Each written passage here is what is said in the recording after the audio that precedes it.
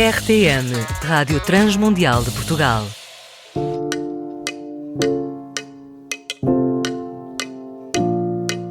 Após ter escrito dois dos seus grandes clássicos, Guerra e Paz e Ana Karenina, Leo Tolstói cai na mais profunda necessidade de buscar por sentido na vida após uma grande crise existencial. É a narração de uma luta interna onde o suicídio é considerado devido ao vazio que sentia, apesar das grandes conquistas. Agora, é com a Jéssica Rangel que eu vou conversar mais acerca deste livro e destas inquietações. Eu recordo que a Jéssica se considera uma aprendiz em formação que nutre um amor profundo pela literatura, teologia e as artes. E eu sou a Ana Margarida e começa agora mais um Entre Linhas.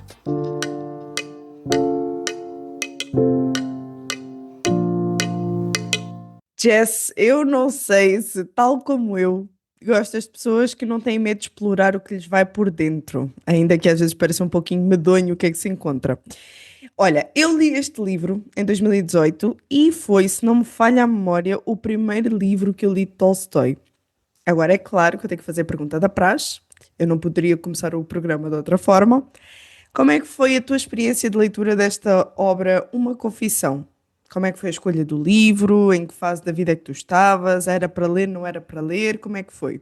Então, Ana, eu também li já tem alguns anos. Se eu não estiver enganada, acho que foi mais ou menos na mesma época, por aí. Eu já conheci o Tolstói, eu li esse livro tempos depois de ter lido A Morte de Ivan Ilitch, e eu vou falar sobre isso depois, porque eu acho que são duas obras que dialogam muito entre si. Eu achei um livro lindíssimo. É, eu percebo bem essa pergunta em relação ao momento, porque eu acho que é um livro que toca em questões muito delicadas, né, em depressão, suicídio. Então, de fato, acho que é um livro que tem o momento certo para ser lido. Mas foi uma experiência muito boa. Entre todos os autores russos, eu acho que o que eu mais gosto, até agora, né, porque ainda tem um caminho longo a percorrer da literatura, mas eu acho que o Tolstói foi o que mais me tocou, assim. Eu acho que ele tem uma simplicidade, uma forma muito simples de contar as coisas, muito honesta. E esse livro é um relato tão honesto, tão honesto. E eu falo simples, é, é simples, não é simplório, sabe? É como um bom autor que consegue explicar é, de uma forma tão acessível sentimentos tão confusos e complexos. E o Tolstói faz isso muito bem. Então, eu fiquei muito tocada com esse livro quando eu li na época e reli agora, né, para que possamos gravar esse episódio. E foi tão bom porque eu pensei, ok, vou reler para a gente gravar esse episódio, pronto. Mas esse livro é tão bom, é um relato tão honesto da sua vida, tão delicado, tão profundo, que eu falei, nossa, foi muito bom ter lido. Então, continua sendo uma leitura muito boa, e eu acho que se eu ler esse livro daqui a 10 anos, ele vai continuar sendo uma leitura muito boa. Olha, nós estamos a falar de um dos nomes mais reconhecidos e aclamados da literatura russa, como tu disseste há pouco, que inclusive é um dos que tu mais gostas, embora ainda haja muita coisa para ler. E Tolstói, quando escreveu esta sua confissão de crise existencial, se calhar eu estou a ser um bocadinho, como é que se diz? Ahm, Lá está. Aqui sim eu estou a ser simplória, porque eu acho que isto não se trata apenas de uma crise existencial, mas algo que ele passava por dentro. Já que ele havia escrito grandes obras que o tornaram muito conhecido, mas todo esse reconhecimento dá uma sensação que não lhe era suficiente. Nós poderíamos pensar que uma pessoa alcança o seu auge quando é reconhecido pelos seus talentos e consegue se sustentar para o resto da vida só com isso. Porém, esse não foi o caso do autor. Tu acreditas que nos momentos de auge, aqueles momentos em que parece que o ser humano conquistou a sua glória, ah, há essa necessidade do ser humano voltar a enfiar-se dentro da caverna, onde ele começa a questionar-se se aquela é a direção certa a seguir? Tu crees que é necessário esse fundo do poço para que se dê mais valor ao que é genuinamente significativo na nossa vida? Assim, eu não acho que, via de regra, seja necessário chegar ao fundo do poço para darmos valor à vida. Mas, que a verdade seja dita, raramente damos valor à vida se não recebemos uma sacudida dela. Porque a verdade é que se a gente levar em conta a nossa pecaminosidade, o nosso ego tão facilmente inflamado, a verdade é que nós não, por nós mesmos, nós não saímos para fora, nós não olhamos para fora da nossa zona de conforto, se não for os percalços e os desafios que temos na vida. Então, eu acho que a gente precisa de uma sacudida e a gente, no fundo, o que eu vou dizer é muito clichê, é o que todo mundo sabe, especialmente quem é cristão, é que a gente aprende na tristeza, aprendemos nas dificuldades, amadurecemos. E é um clichê e é verdade. Infelizmente não tem como fugir, não tem como fugir desse fato que somente com esses desafios da vida, somente com a tristeza, somente quando chegamos ao fundo do poço é que damos valor à vida e entendemos certas coisas. E como descobrir o nosso propósito se não tivermos altos e baixos? Então, mais uma vez, via de regra, eu não acho que seja necessário passar por tantos percalços, mas é muito difícil a gente ter esse olhar mais profundo se a vida não nos sacudir um bocado. Na página 23 do livro, eu li da edição da editora Mundo Cristão. Não sei se tu leste também a mesma Sim. edição. Bem parecia, bem parecia. É. Há uma frase que me chama muita atenção que eu passo a ler. Tal modo de ver a vida se baseava numa teoria que justificava a libertinagem em minha maneira de viver. Ora, tudo isto é dito depois de confessar o tempo que passou na guerra e, inclusive, a confessar as pessoas que matou por estar naquele contexto, os duelos em que ele participou por desafiar outros homens com o instinto de os matar, a vida de jogatina ao ponto de gastar todo o dinheiro e ainda martirizar pessoas. Ou seja, nós temos um homem aqui violento, avarento, bêbado e que vivia na luxúria. Põe-me aqui a pensar na primeira coisa que é, se calhar ele inspirou muitas das suas personagens naquilo que ele mesmo viveu, não é? Agora, tu achas que depois da fama que lhe foi atribuída, ele não se sentiu então digno de tal? Achas que ele ainda se sentiu uma farsa por causa daquilo que ele cometeu antes? Ou seja, tu crees que tudo aquilo que lhe foi acometido foi por causa dessa tomada de consciência de eu não mereço, entre aspas, o reconhecimento, a glória que eu estou a ter por causa daquilo que eu fiz lá atrás. Achas que foi isso que lhe bateu forte, como a gente costuma dizer aqui? Será que ele teve uma síndrome de impostor? Será que ele se sentiu assim? Olha que Eu interessante, acho nunca que. tinha pensado nisso, mas olha que eu tinha pensado já no Mas seguinte: bom, ele passou isso e ajustou muito para as suas personagens, porque ele fazia também muita crítica da sociedade russa. sim, Mas o que é que tu achas? é difícil, né, explicar essa tomada de consciência, porque para responder bem essa pergunta, a gente tem que ter uma noção mais profunda da vida do Tolstói. Eu nunca li uma biografia aprofundada da vida dele, eu sei, vamos dizer, o básico, aquilo que você encontra na Wikipédia. É, a verdade é que o próprio Tolstói, ele confessa sua insatisfação com a vida. E por isso que eu digo que esse livro dialoga muito bem com a morte de Ivan Ilitch. Eu acho que se você ler a morte de Ivan Ilitch e depois ler Confissões, é, isso enriquece muito a leitura da morte de Ivan Ilitch, porque você percebe as nuances do livro e como isso dialoga com a vida do próprio autor, né? E, na verdade, é como você bem disse, é, desde o início, mesmo na época em que Tolstói fazia, né, tinha várias aventuras, e a pesquisar sobre a vida dele, realmente ele tinha muitas aventuras, tá? Ele teve uma vida agitada.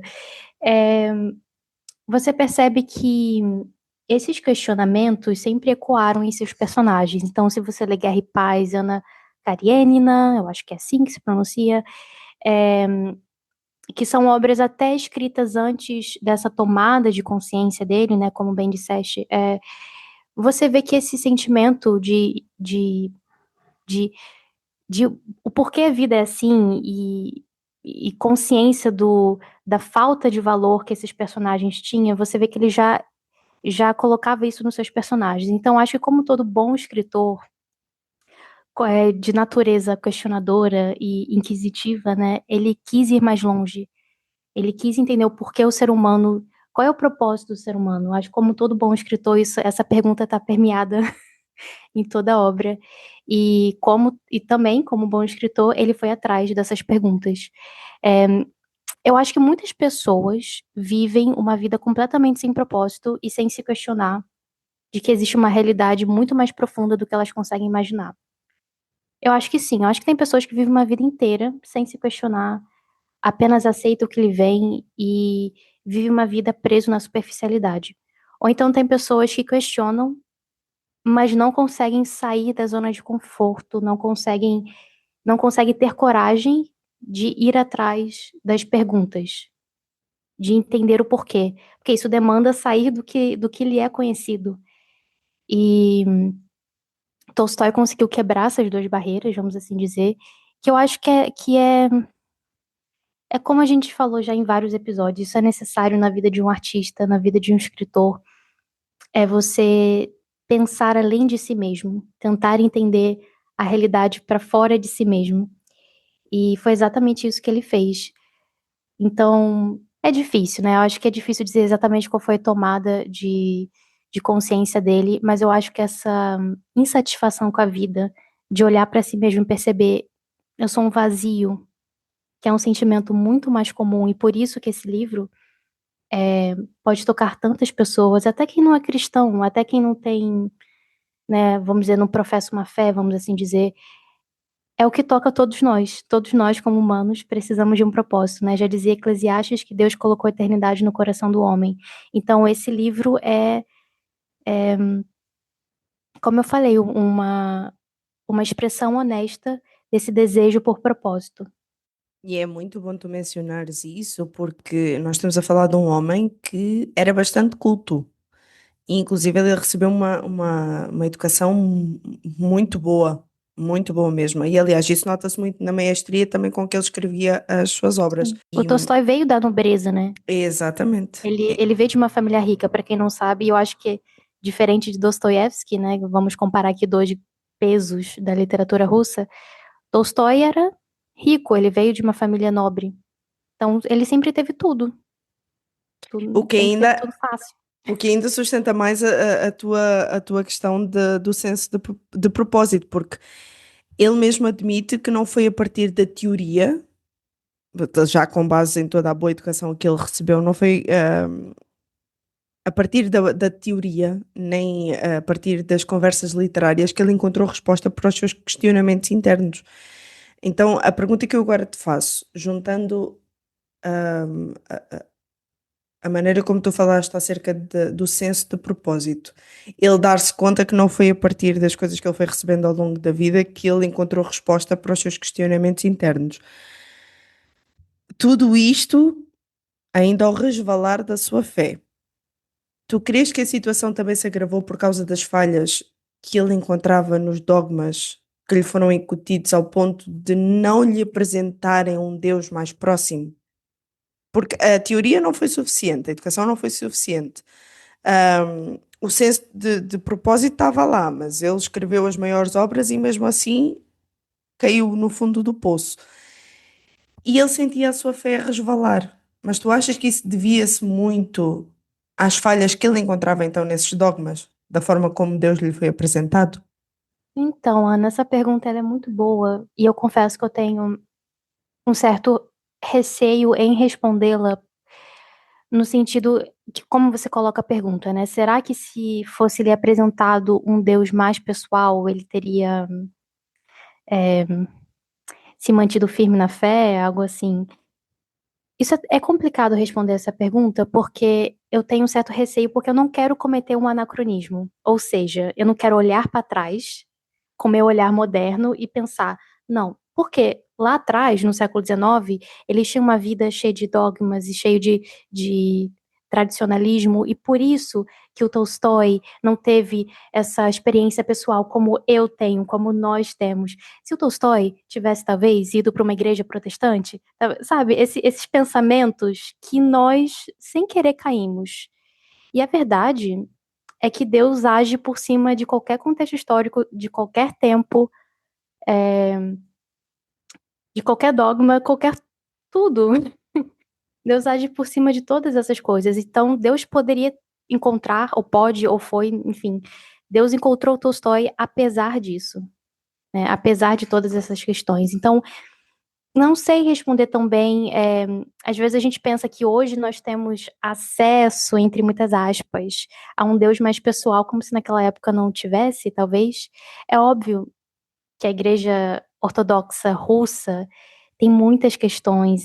Inclusive, se você estudar mais a fundo a vida do Tolstói, ele foi expulso da igreja ortodoxa, exatamente por ir contra a esses dogmas. E o Tolstói, no final da vida dele, isso não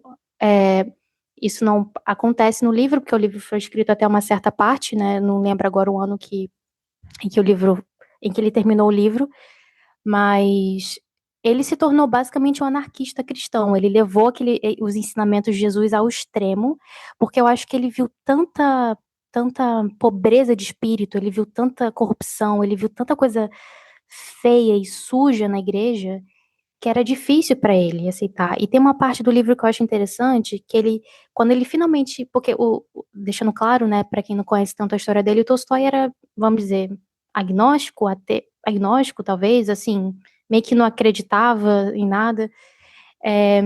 E depois, quando ele chega numa consciência de que, ok, a fé existe, Deus existe,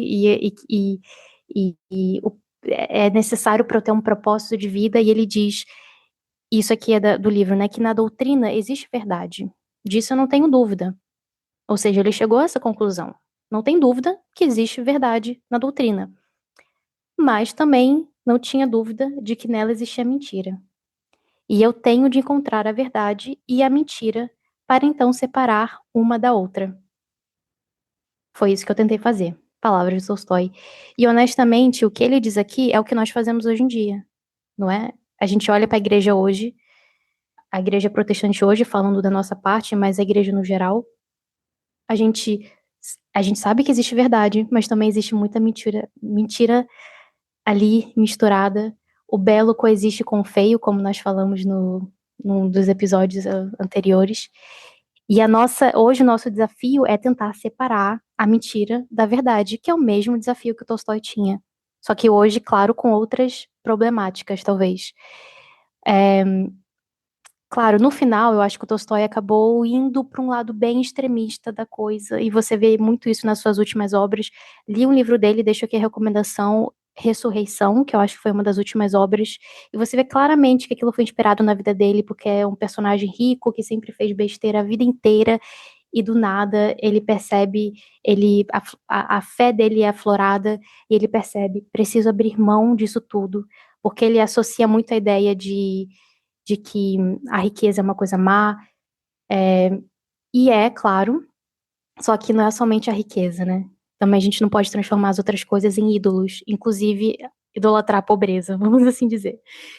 E ele acabou se tornando basicamente um anarquista, assim, ele acreditava nos ensinamentos de Jesus na sua forma mais, na raiz dos seus ensinamentos, o que é muito bonito. Claro, eu não sou de natureza tão extremista quanto o Tolstói, e eu também vivo uma outra época completamente diferente, um contexto completamente diferente. Então, talvez ele tenha feito o que era possível dentro da realidade dele. Ele viu toda a sujeira, vamos assim dizer, toda a feiura, toda a hipocrisia da igreja, e quis viver a sua fé, só que longe disso. Então, eu reconheço e aprecio a consistência dele, a força dele de se manter firme na sua fé, ao mesmo tempo que eu também tenho cuidado com todo esse anarquismo que ele professa em seus livros. A verdade é que eles coexistem, tá? E tá tudo bem. Podemos apreciá-lo como um bom autor, como uma boa pessoa, apesar disso tudo. Então, é isso. Não respondi exatamente sua pergunta, Respondeste sim. Porque é difícil, Respondeste né? sim. Respondeste sim. É por isso que eu gosto de ti, sabes? Porque tu trazes o balanço das coisas. O meu papel aqui é pôr as pessoas a pensar, Que mas tu bom. trazes o balanço das coisas, que às vezes é o que eu vou pôr aqui a equipa dos cristãos, tá? Nós temos Uhum. muita dificuldade em fazer. Não que quem não é cristão também não possa existir pessoas assim, porque existem. Temos muita dificuldade em aceitar que há certas coisas que coexistem. Mas isso Sim. não vai eh, exigir de nós uma neutralidade. Há outras vezes sim, mas a maioria das coisas não, outras coisas sim. Então tu Hum. trazes esse balanço muito bom. Por isso tu respondeste sim, e Ai, muito que bem, bom. e muito bem.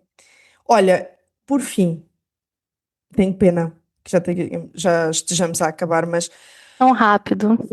uma das coisas que aqui é admitida é que a sua ideia de que o suicídio é uma opção. E normalmente há muito medo de se falar no assunto, e quando se fala, só se fala no mês de setembro. Se é que me faça entender. Ele mesmo já se sentia morto. Isso é uma coisa que nós vamos encontrar durante o livro. É essa explanação dele em dizer que já se sentia morto. E nada do que havia alcançado era suficiente para que ele se sentisse vivo, ou se mantivesse vivo. Ele admite, inclusive, que a sua vida tinha parado. Só que mesmo assim, eu penso que se consegue ver um Tolstói que encontra a luz ao fundo do túnel. Mas tu, como é que tu olhas para o autor no final da sua confissão, e porque é que tu consideras que isto é um livro que deve ser lido e é importante de se ler, apesar de não parecer ter um final feliz ou deixar assim um tom de melancolia no ar?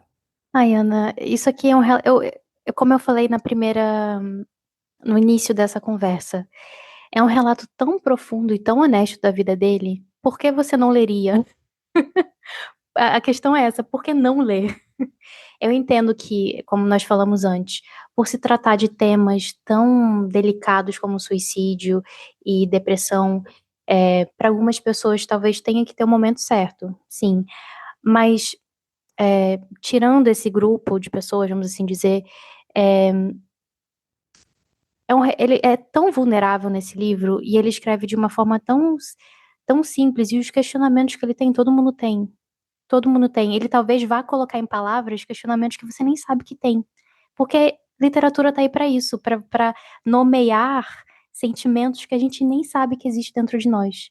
E se não tem, a partir de agora você pode ter, porque a nossa fé precisa questionar, não é mesmo? Sempre falamos isso aqui, já estou sendo redundante, mas é um relato tão vulnerável. E é um livro tão pequeno, não tem motivo para não ler. Em relação à luz no fim do túnel, nós não sabemos, né? Só Deus pode responder isso.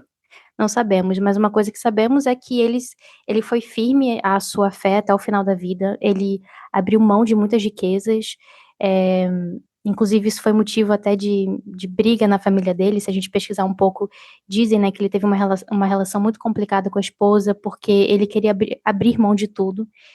É, mas ele encontrou uma resposta para as suas perguntas, acredito eu. Agora, se o encontro com Jesus foi genuíno, nunca saberemos, só Ele e Deus.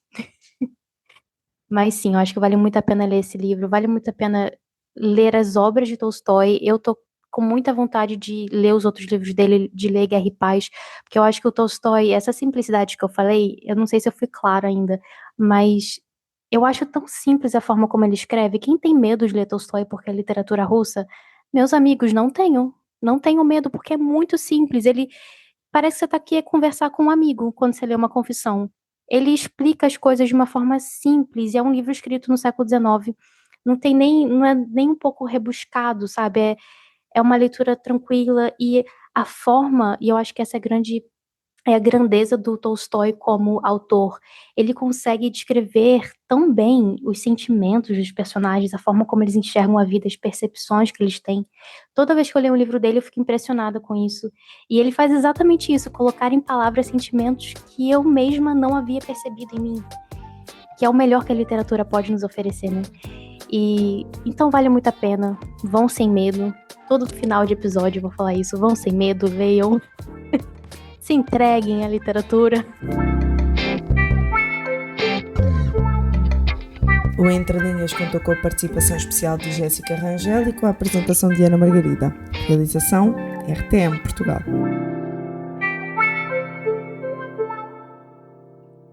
RTM. Conhece todos os nossos programas em rtmportugal.org. Uma produção da Rádio Transmundial de Portugal.